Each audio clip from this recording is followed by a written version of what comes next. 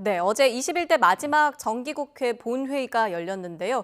윤석열 대통령이 제2요구권을 행사한 두 개 법안은 결국 본회의 문턱을 넘기지 못하고 폐기 수순을 밟게 됐습니다. 총선이 가까워지면서 여야 공방이 거세지고 각 당 움직임도 분주해지고 있는데요. 한 주간 정치권 소식 정리해보겠습니다. 김용남 전 국민의힘 의원, 김종욱 전 청와대 행정관 두 분과 함께합니다. 어서 오세요. 네, 안녕하세요. 네, 안녕하십니까. 네, 대통령이 거부권을 행사한 두 개 법안, 노랑봉투법 또 방송 3법 예상대로 부결돼서 폐기 수순을 밟게 됐습니다. 이에 대해서 여야는 엇갈린 입장을 내놨는데요. 먼저 화면으로 만나보고 오겠습니다. 국민을 위한 법이 아니라 그동안 많은 반대 여론이 있었고 또 사회적 갈등이 유발될 것으로 예상되는 법안들입니다. 여당은 입법부의 자존심 대신 대통령의 신여로서 전락했습니다. 또다시 대통령이 거부권을 쓸지 지켜보겠습니다. 네, 여야가 대치했던 쟁점 법안들 21대 국회 임기가 얼마 남지 않은 상황에서 결국 폐기가 됐는데요. 야당은 재추진을 시사했습니다. 앞으로 어떻게 될 거라고 전망하십니까? 글쎄 이거는 뭐 대통령의 거부권 행사와 그리고 국회에서 부결될 게 어느 정도는 예상이 돼 있던 것이죠. 그러니까 국민의힘 입장에서는 예를 들어서 노란봉투법이라는 것은 불법 파업에 대한 손배 청구를 제한하는 법 아니겠습니까? 그러니까 합법적인 파업에 대해서 어떤 손해배상을 청구하는 게 아니고 불법을 저지른 파업의 경우에 손배 청구를 할 수 있어야 되는데 그거를 제한하는 법이기 때문에 국민의힘 입장에서는 이건 문재인 정부 시절에도 하지 않았던 그야말로 민주노총을 위한 법안이다. 그리고 불법 파업으로 인한 손배소를 제기당하는 99% 사건은 상대방이 다 민주노총이거든요. 그래서 민주노총만을 위한 법안이기 때문에 국회에서의 제2요구에 따른 국회에서의 부결은 뭐 충분히 예상됐던 내용입니다. 예. 뭐 제가 볼 때는 22대 국회에서 다시 시작을 할 거라고 생각이 들고요. 그냥 근본적인 이유는 뭐냐면 어떤 손해배상 청구 자체의 금액이 매우 큽니다. 그러니까 개인에게 막 수십억 또는 노조에게 수백억을 갖다가 손해배상으로 청구를 하는 일이 벌어지기 때문에 우리 헌법에 보장되어 있는 노동자의 3권이라는 부분들이 하위 법률에 의해서 제대로 작동하지 않을 가능성이 되게 높아요. 그러니까 파업 자체를 엄두를 못 내는 일이 벌어지게 되는 거죠. 그러면 하위법이 헌법을 교란하는 사태가 벌어지고 있기 때문에 이 부분에 대해서는 좀 교정이 필요하다라고 하는 측면들이 민주당의 입장이고 또 노동계가 계속적으로 요구해 왔고 여론조사상에도 보면 많은 국민들이 이 부분에 대해서 거부권을 행사하지 말라는 의견들이 분명히 있었고요. 예. 방송 3법은 마찬가지입니다만 여야가 집권당만 되면 안 하려고 그래요.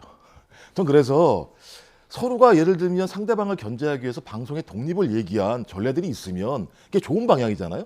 그러면 그것이 좋은 방향이라면 어느 누군가는 고리두스 매듭을 딱 끊듯이 결정을 좀 해줘야 된다. 그렇지 않는다면 항상 방송이 정치의 먹잇감처럼 돌아갈 수가 있다. 저는 이것을 방지해야 된다는 생각이 들기 때문에 뭐 이번에 대통령 거부권 때문에 진행이 안 됐습니다만 22대에는 좀 제가 볼 때는 좀 여야가 모두 공약으로 좀 내걸어서요. 합의를 한 다음에 통과를 시키는 것이 국민을 위해서도 또는 방송을 위해서도 또 노동자를 위해서도 좋은 게 아닌가 생각이 듭니다. 예, 야당은 대통령이 또다시 거부권을 행사할지 지켜보겠다 이런 입장이기도 합니다. 이번에 거부권 행사한 게 세 번째인데요. 네. 네 번째 거부권이 나올지 한번 지켜보겠다. 그러니까 벼르고 있는 법안이 지금 김건희 여사 주가 조작 연루 의혹 그리고 대장동 50억 클럽 특검, 이른바 쌍특검법입니다. 이 쌍특검법 처리 전망은 어떻게 보십니까? 뭐 제가 볼 때는 이번에도 거부권을 행사하시지 않을까 우려가 되는데요. 김건희 여사 주가 조작 연루 의혹은 부인이 연루된 겁니다. 이해가 충돌할 가능성이 충분히 있기 때문에 상식적이라면 수사를 통해서 명확하게 본인이 무죄라면 밝혀내는 것이 맞습니다. 근데 많은 분들은 지금까지 관례를 보면 이번에도 거부권을 행사하실 거라는 얘기가 있어요. 그래서 지금 법률계 일부에서는 그러면 헌법에 보장되어 있는 대통령의 입법 거부권은 적어도 명백한 절차나 내용 위반이 있을 때 하게 돼 있거든요. 말씀하신 것처럼 그 헌법의 탄핵 같은 경우도 마찬가지입니다만 대통령과 국무위원이 헌법과 법률을 위반했는데 그것도 판례로는 중대한 위반일 때 예를 들면 탄핵이 가능하다고 나온 상황입니다. 근데 제가 최근에 거부권 행사한 많은 내용들은 내용적인 서로의 차이는 있을지 모르겠습니다만 저는 절차나 내용에 중대한 위반인지 잘 모르겠어요. 저는 계속 이렇게 거부권을 행사하신다면 만약 야당에서 대통령의 탄핵에 대해서 주장하는 건 오히려 더 정당성을 얻는다. 아니 헌법과 법률을 어기면 탄핵할 수 있다고 헌법에 보장이 돼 있다고 얘기하면 대통령께서 계속 저희 절차와 내용을 심각하게 어기지 않은 법안에 대해서 거부권을 행사하신다면 헌법을 위반하는 사례가 되기 때문에 그 동일한 헌법 법률 속에서 탄핵도 행사 가능하다라고 하는 부분들을 인정하는 것이 아닌가 생각이 들기 때문에 이번에는 제발 부탁입니다만 본인 부인 문제이니까 거부권을 행사하지 말아야 한다고 생각합니다. 네. 지금까지 대통령이 거부권을 행사한 법안은 나름대로 이유가 다 있습니다. 근데 소위 쌍특검법에 대한 거부권은 어떤 측면에서는 야당이 덫을 쳐놓은 것이죠. 무엇보다도 대통령의 배우자가 직접 수사 대상이 되는 특검법을 발의해서 이제 이달 하순 이후에 통과시키겠다고 하고 있기 때문에 대통령이 거부권을 행사하면 자기 가족을 보호하기 위해서 대통령의 권한 행사를 한다라는 이제 비난을 할 것입니다. 근데 제 생각으로는 이게 명백히 정치적인 의도가 있거든요. 그러니까 내년 4월 10일 총선을 앞두고 만약에 이 특검법이 시행되면 총선 전에 대통령의 부인을, 영부인을 소환 조사하고 뭐 이런 모습을 연출하거나 대통령이 거부권을 행사할 수밖에 없는 상황이 되면 가족을 위해서 대통령 권한을 남용한다는 비난을 하기 위해서 일종의 덫을 쳐놓은 것인데 여야 합의로 오히려 특검의 시행 시기를 내년 총선 이후로서 그러니까 정치적인 악용의 소지를 없애는 쪽으로 해법을 도모하는 것도 좋지 않을까라는 생각이 듭니다. 예, 알겠습니다. 근데 이제 그러면 이제 또 동일한 논리로 예를 들면 이재명 당대표를 1년 넘게 검찰에서 소환을 하지 않습니까? 그럼 만약에 야당에서 내년 4월 선거 과정에서 저희 이재명 당대표에 대해서 검찰이 계속 하는 거에는 정치적인 의심을 받을 수 있으니까 4월 이후로 하자라고 얘기하면 제가 볼 때 동일한 논리가 되기 때문에 네. 아니 이재명 대표에 대한 수사는 본격적인 수사는 2022년 9월부터 시작된 것이고요. 그러니까 총선이 한참 남아 있을 때부터 이미 시작이 돼서 진행되는 건이고 그리고 건이 많지 않습니까? 워낙 여러 건이라 그런 것이고요. 아마 뭐 별건 수사하게 되면 이 김건희 여사도 많이 나올 수 있는 측면이 분명히 있기 때문에 뭐 여기서 이 정도에서 말씀드리겠습니다. 예, 이 정도까지 듣고요.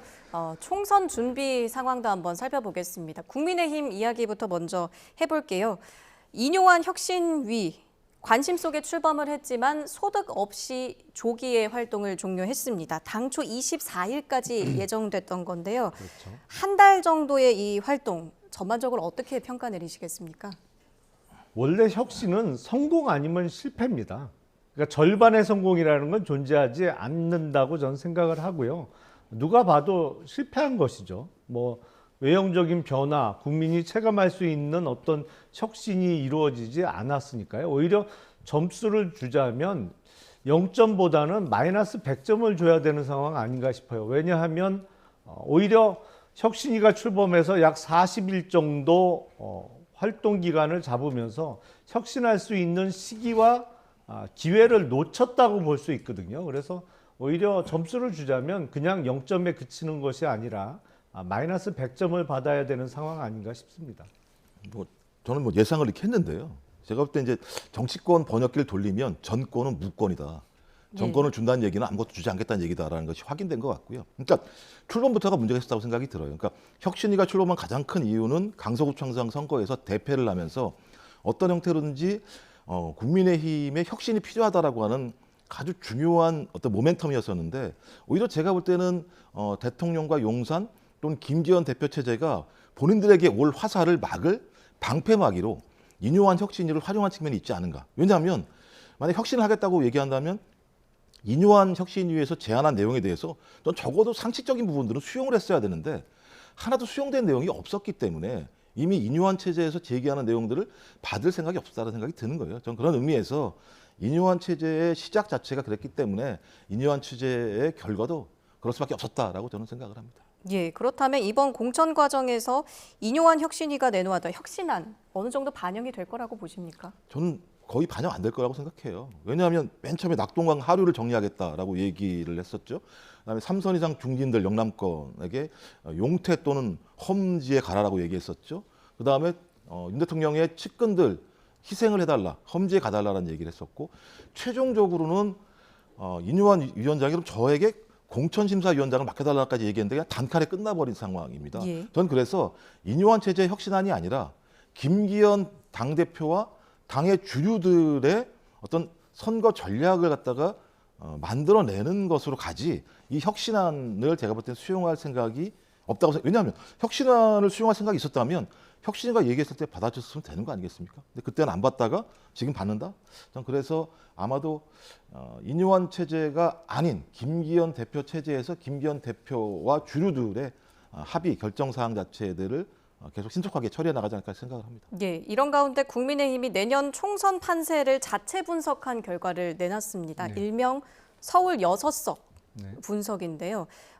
서울 49개 의석 가운데 6개 정도만 우세하다. 이런 분석이었습니다. 어떻게 판단하십니까? 그 분석을 한 시기가 지난달이죠. 그렇기 때문에 실제로는 점점 악화되고 있는 것으로 보이기 때문에 이건 뭐 어떤 분은 당 지도부에서는 최악을 가정한 결과다 그랬지만 제가 보기엔 최선을 가정한 결과라고 봅니다. 그러면 최악은 몇 곳일까요? 제가 보기엔 이 상태로 지금 예. 당 지도부 그대로 내년 총선을 치른다고 하면 우세 지역으로 구분할 수 있는 지역은 서울에서는 약 3곳 정도 있을 것으로 생각이 됩니다. 예. 그러니까 지금 지난달에 실시된 분석에는 강남 3구 중에 6곳이 우세 지역으로 분류가 됐습니다만 강남 3구의 각 구 중에 을 지역은 아마 우세 지역으로 분류하기는 힘들어질 것으로 보이기 때문에 그렇게 되면 서울 전 지역 49개 중에 3곳 정도는 우세 지역이고 나머지는 좀 힘든 지역이 되지 않을까 싶습니다. 예. 예. 어떻게 일단 객관적 지표는 이렇게 나오는 것 같아요. 이미 강서구청장 선거에서 한 절반 정도의 유권자가 투표를 했었는데 17.15%라고 하는 차이가 났다고 하는 건 매우 큰 차이입니다. 특히 수도권에서 10%가 넘어간다고 얘기하는 건 상대당에게는 좀 절망적인 상황인 거죠. 그러니까 뭘 해도 안 되는 상황이라는 것. 또 하나는 이걸 극복하려면 심판론 프레임에서 벗어나야 되는데요. 심판론 프레임에서 벗어나려면 대통령이 국정운영 방향을 바꿔야 됩니다. 근데 대통령은 국정운영 방향을 바꾸려고 하지 않는 것 같아요. 그러니까 그런 구도하에서 국민의힘이 어떤 새로운 선거 전략을 짜기가 되게 어려운 상황입니다.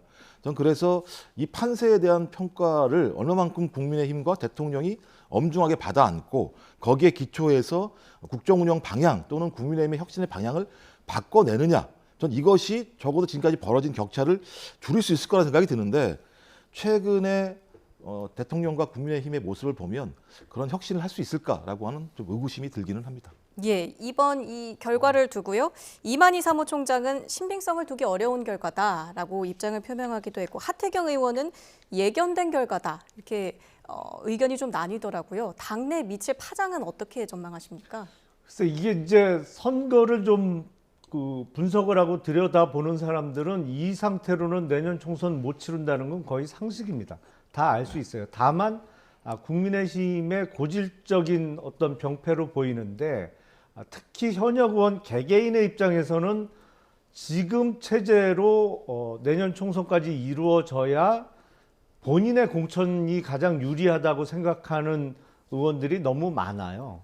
그리고 거기에 현역 의원뿐만 아니라 대통령실 출신의 참모 출신들도 김기현 대표로 공천과 총선이 치러져야 본인 일단의 본인의 공천, 특히 국민의힘 우세 지역에서의 공천이 유리하다고 생각하는 사람들이 많기 때문에 이게 큰 변화가 있어야 됨에도 불구하고 지금 그 가능성이 점점 줄어들고 있는데 뭐 이게 최악을 가정한 것이기 때문에 실제 총선에서는 이 조사 분석보다 훨씬 좋은 결과가 나올 거다라는 견해에는 전적으로 동의하기가 어렵습니다. 예, 알겠습니다. 홍준표 대구시장의 SNS 글도 한번 살펴볼까 하는데요. 성남 분당 지역 출마 인사들을 거론하면서 비판을 했습니다. 지금 화면에 나와 있는데요.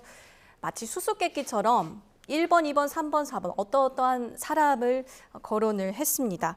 자, 이 1번, 2번, 3번, 4번은 누구를 나타내는 겁니까? 뭐 말씀 나왔던 뭐 김은혜 수석, 그다음에 박민식 장관, 그다음에 이영 장관 뭐 이런 분들이겠죠. 근데 이분들이 전 이해가 안 되는 게요. 가장 좋은 지역구에 현재 장관을 하셨던 분, 이제 지금은 그만뒀습니다만 두 분과 그다음에 수석을 하신 분이 좋은 지역 가서 경쟁을 하시겠다고 말씀하시는 거 보면서 아 진짜 용산 또는 대통령실은 이번 선거를 어떻게 생각하지? 라고 하는 아마 국민의힘에 있는 의원들이나 이런 분들 좀 절망하실 것 같아요.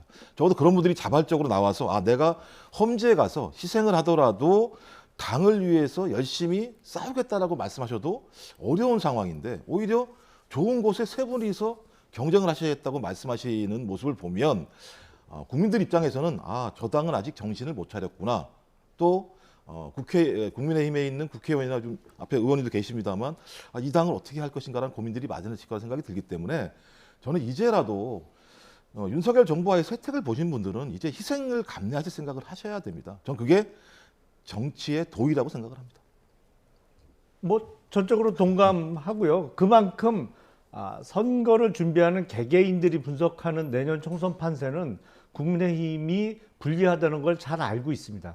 근데 자기 개인의 이익을 생각하면 총선이 불리한 선거이기 때문에 더욱 좋은 지역구에 나가야 되는 것이죠. 본인의 당선 확률을 높이기 위해서는. 그러다 보니까 현 정부에서 직전까지 장관을 지낸 분 그리고 대통령실에 수석을 지내다가 며칠 전에 이제 퇴임하신 분들이 전부 가겠다는 지역구가 매우 한정된 곳에 다 집중되는 것이에요. 그만큼 내년 총선이 국민의힘이 불리한 선거다. 이건 뭐 각자 잘 알고 있다는 또 반증 아닌가 싶습니다.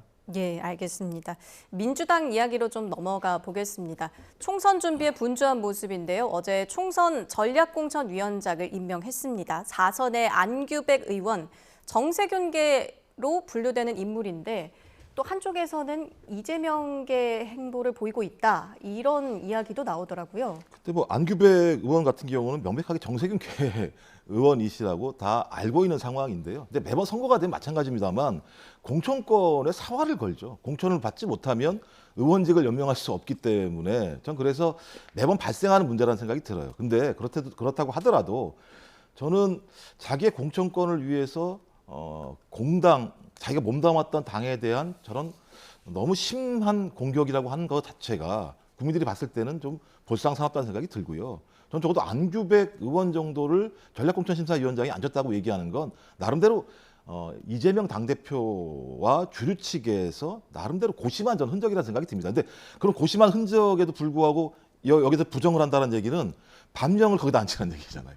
근데 어느 정당이 당대표와 반대되는 사람을 전략공천심사위원장에 앉힐 수가 있겠습니까? 제가 볼 때 상식적이지 않은 거죠. 이게 무슨 뭐 일반적인 공천심사라면 모르겠습니다만 전략공천에 해당되는 내용이거든요.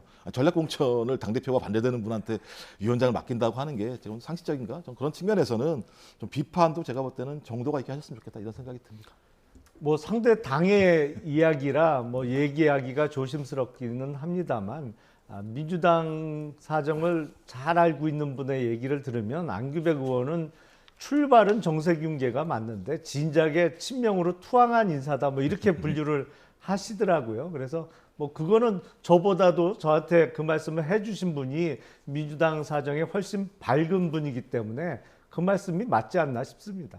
예, 이재명 대표 최근 조응천 의원이죠. 비명계 대표 의원인데요. 전화를 했다고 합니다. 잠깐 듣고 오겠습니다.